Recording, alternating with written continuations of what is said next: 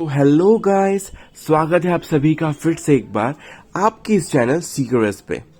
मैं हूं आपका आयुष और आज हम बात करने वाले हैं कुछ ऐसे पास्ट ईयर क्वेश्चंस के बारे में जो कि एग्जाम्स में रिपीटेडली पूछे गए हैं, चाहे फिर वो एग्जाम बैंकिंग के हों या फिर आपके यूपीएससी या एसएससी या आपके कोई भी अन्य एग्जाम से रिलेटेड हो। ये सारे क्वेश्चंस, कुछ क्वेश्चंस इसमें मैंने कवर किए हैं जो रिपीटेडली पूछे गए हैं। तो चलिए बिना वेस्ट किए अपने टाइम को शुरू करते हैं हमारा आज का क्वेश्चन आंसर सेशन। तो दोस्तों, हमारा प्रश्न है कि विश्व का दूसरा सबसे बड़ा महाद्वीप कौन सा है, जिसके ऑप्शंस हैं अफ्रीका, उत्तरी अमेरिका, दक्षिणी अमेरिका और यूरोप। तो दोस्तों, इसका सही जवाब है अफ्रीका। तो चलिए फटाफट से जान लेते हैं कि अफ्रीका विश्व का दूसरा सबसे बड़ा महाद्वीप क्यों है, और अगर अफ्रीका दूसरा सबसे बड़ा महाद्वीप है तो पहला महाद्वीप सबसे बड़ा कौन सा है।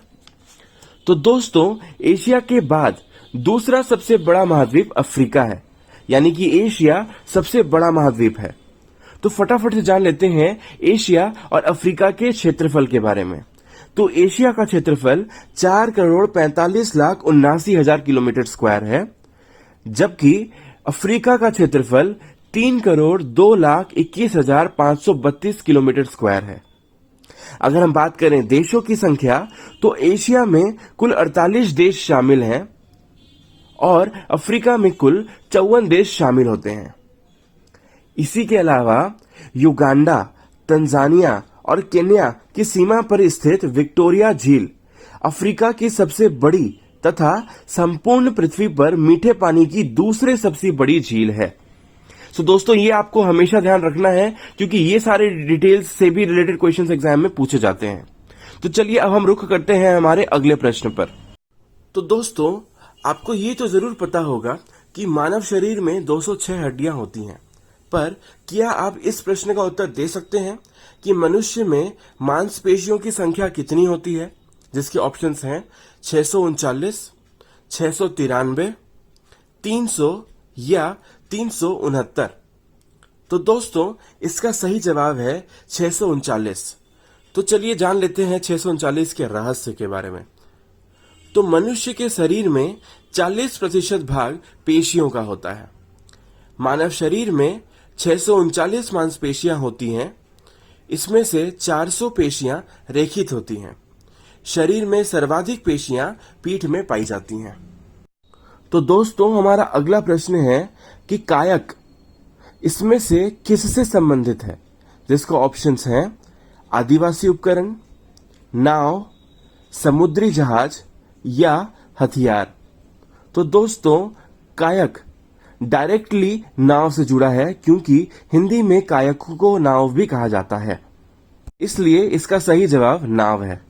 तो दोस्तों, हमारा अगला प्रश्न है कि भरतनाट्यम कहाँ की नृत्य प्रणाली है, तो जिसके ऑप्शंस हैं केरल, तमिलनाडु, उड़ीसा या आंध्र प्रदेश। तो दोस्तों, इसका सही जवाब है तमिलनाडु। तो चलिए फटाफट से जान लेते हैं इसके बाकी के ऑप्शंस के बारे में।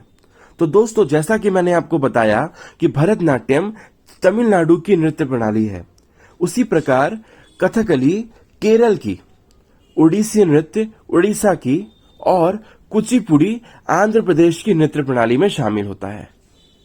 तो दोस्तों, हमारा अगला प्रश्न है कि भारत का एकमात्र जल प्रशिक्षण जहाज कौन सा है, जिसके ऑप्शंस हैं INS Tarangini, INS Viraat, INS Garuda या इनमें से कोई नहीं। तो दोस्तों, इसका सही जवाब है आईएनएस तरंगिनी। तो चलिए फटाफट से जान लेते हैं आईएनएस तरंगिनी के बारे में।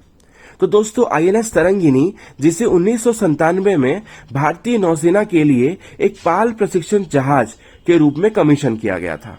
इसका निर्माण गोवा शिपयार्ड लिमिटेड द्वारा किया गया था, और अगर हम पर्टिकुलरली बात करें तो इसका निर्माण गोवा में ब्रिटिश नौसैनिक वास्तुकार कालीन मुडी द्वारा डिजाइन किया गया था और 1 दिसंबर 1995 को यह लॉन्च भी किया गया। 2003 और 4 में यह दुनिया की परिक्रमा करने वाला भारतीय का पहला नौसैनिक जहाज बना। तो दोस्तों, ये रहा हमारा अगला प्रश्न कि मानव शरीर में रक्त किसमें शुद्ध होता है, जिसके ऑप्शंस हैं दिल, गुर्दा, फेफड़ा या जिगर? तो दोस्तों इसका सही जवाब है गुर्दा। तो दोस्तों हमारा अगला प्रश्न है कि कौन सी गैस सोडा को तैयार करने में इस्तेमाल की जाती है, जिसके ऑप्शंस हैं sulphur, carbon dioxide, carbon monoxide या कार्बन। तो दोस्तों इसका सही जवाब है कार्बन डाइऑक्साइड। कार्बन डाइऑक्साइड को इस्तेमाल किया जाता है ताकि सोडा को तैयार किया जा सके। तो दोस्तों हमारा अगला प्रश्न है नासिक किस नदी के तट पर स्थित है, जिसके ऑप्शंस हैं कृष्णा, नर्मदा, गोदावरी या इनमें से कोई नहीं। तो दोस्तों इसका सही जवाब है गोदावरी। नासिक गोदावरी नदी के किनारे बसा हुआ है। यह महाराष्ट्र के उत्तर पश्चिम में मुंबई से 150 किलोमीटर और पुणे से 205 किलोमीटर की दूरी में स्थित है। यह शहर प्रमुख रूप से हिंदू तीर्थयात्रियों का प्रमुख केंद्र है। इस शहर का सबसे प्रमुख भाग पंचवटी है। और अगर हम बात करें नर्मदा नदी की, तो यह एमपी के से उद्गम अमरकंटक में स्थित है। तो दोस्तों ये रहा हमारा अगला प्रश्न, जो है सऊदी अरब की मुद्रा क्या है, जिसके ऑप्शंस हैं दिनार, लीरा, रियाल या इनमें से कोई नहीं। सो दोस्तों इसका सही जवाब है रियाल। सऊदी अरब की मुद्रा रियाल है। तो एक रियाल यानी कि एक सऊदी अरब रियाल भारत के 20 रुपए 7 पैसे के बराबर होता है। अगर हम बात करें दिनार की, तो दिनार काफी एक्सपेंसिव होता है और यह कुवैत की मुद्रा है। तो एक दिनार भारत के 239.53 पैसे के बराबर है। तो दोस्तों हमारा अगला प्रश्न है कि 8 मार्च किस रूप में मनाया जाता है, जिसके ऑप्शंस हैं विश्व पर्यावरण दिवस, विश्व विरासत दिवस, अंतर्राष्ट्रीय महिला दिवस या विश्व युवा दिवस, जिसका सही जवाब है अंतर्राष्ट्रीय महिला दिवस।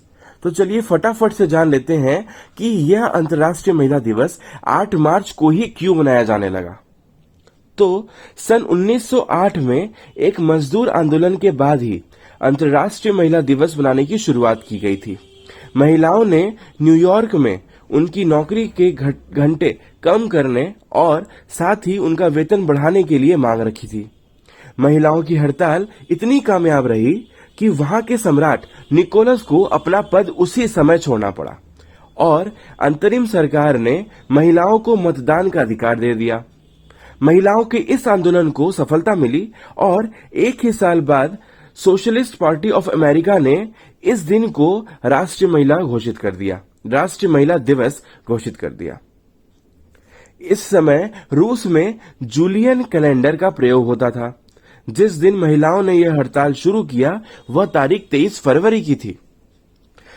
पर साल 1917 में पहले विश्व युद्ध के दौरान 28 फरवरी को रूस की महिलाओं ने ब्रेड एंड पीस यानी कि खाना और शांति की मांग की थी।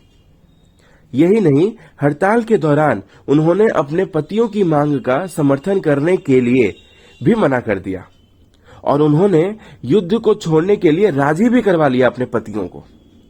ग्रेगोरियन कैलेंडर में यह दिन 8 मार्च का था और उसी के बाद से यह 8 मार्च को अंतर्राष्ट्रीय महिला दिवस के नाम से बनाया जाने लगा। कई देशों में इस दिन महिलाओं के सम्मान में छुट्टी दी जाती है और कार्यक्रम आयोजित भी किया जाता है। इस दिन महिला और पुरुष एक दूसरे को फूल भी देते हैं। तो दोस्तों हमारा अगला प्रश्न है कि जिम कॉर्बेट राष्ट्रीय उद्यान कहाँ स्थित है, जिसके ऑप्शंस हैं उत्तर प्रदेश, झारखंड, छत्तीसगढ़ या उत्तराखंड। तो दोस्तों इसका सही जवाब है उत्तराखंड। जिम कॉर्बेट राष्ट्रीय उद्यान भारत का सबसे पुराना राष्ट्रीय पार्क है। यह उत्तराखंड के नैनीताल जिले के रामनगर के पास स्थित है और इसका नाम जिम कॉर्बेट के नाम पर रखा गया था, जिन्होंने इसकी स्थापना में महत्वपूर्ण भूमिका भी निभाई थी।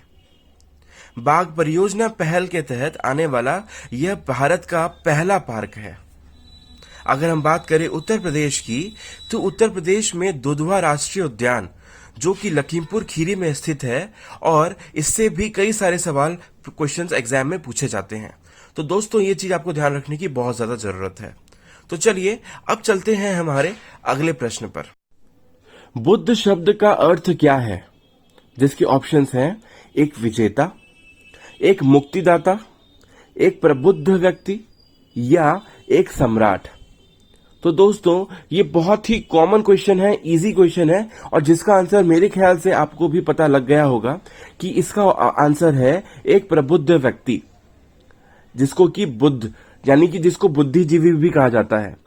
गौतम बुद्ध का पहले नाम सिद्धार्थ था और जब उन्हें ज्ञान की प्राप्ति हुई तो उनका नाम बुद्ध रखा गया। तो ये रहा दोस्तों हमारा अगला प्रश्न कि पानीपत की पहली लड़ाई किनके बीच लड़ी गई थी? जिसके ऑप्शंस हैं पृथ्वीराज चौहान और मोहम्मद गौरी, बाबर और इब्राहिम लोदी, नादिर शाह और मोहम्मद शाह, और क्लीव एंड सिराजुद्दौला। तो दोस्तों इसका सही जवाब है बाबर और इब्राहिम लोदी। तो दोस्तों बाबर और इब्राहिम लोदी के बीच यह पानीपत की पहली लड़ाई 21 अप्रैल 1526 में लड़ी गई थी। 1526 में काबुल के तैमूरी शासक जहीर उद्दीन मोहम्मद बाबर की सेना ने दिल्ली के सुल्तान यानी इब्राहिम लोदी को हरा दिया था। तो दोस्तों हमारा अंतिम प्रश्न है आज का कि कौन सा जीवाणु दूध को दही में परिवर्तित करता है? जिसके ऑप्शंस हैं वायुजीवी, ई कोलाई, लैक्टोबैसिलस या इनमें से कोई नहीं। सो दोस्तों इसका सही जवाब है लैक्टोबैसिलस। तो चलिए फटाफट से जान लेते हैं इसके बारे में। तो दोस्तों लैक्टोबैसिलस एक जीवाणु है जो स्त्रियों की योनि में तथा मानवों के आहार नाल में पाया जाता है। इनका आकार दंड यानी रॉड जैसा होता है। इसके अलावा यह जीवाणु दूध से दही बनाने में भी सहायक होता है। सो गाइस आई बिलीव कि आपको ये वीडियो काफ़ी पसंद आया होगा।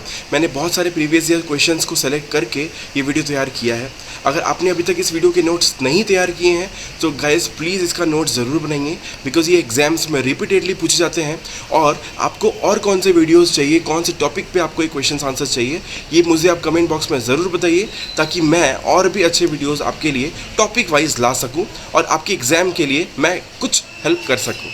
सो गाइस तब तक के लिए बाय बाय, मिलते हैं हमारे नेक्स्ट वीडियो में। और मेरे अगर वीडियो को अभी तक आपने लाइक नहीं किया है तो लाइक करिए, और अगर सब्सक्राइब नहीं किया है तो please do subscribe my channel. Okay.